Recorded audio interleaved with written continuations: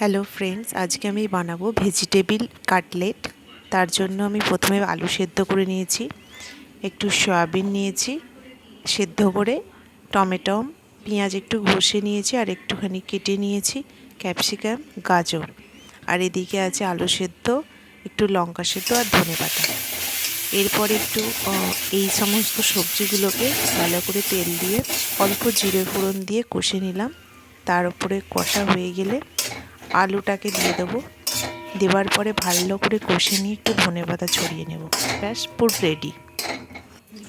এবারে দেখতে পাচ্ছ এই জিনিসটাই একটু ময়দাতে কোট করে নেড়ো গুঁড়ো যেটা বলি আমরা, ব্রেড ক্রাম্বস বা নেড়ো গুঁড়োতে কোট করে কাটলেটের মতো ভেজে রেডি করলাম। বেশ ক্রিসপি এবং মুচমুচে হয়েছে, দেখো খুব সুন্দর খেতে হয়েছে।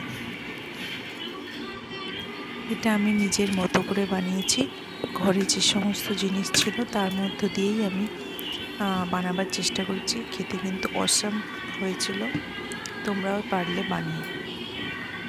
ভিডিওটি দেখার জন্য থ্যাঙ্কস।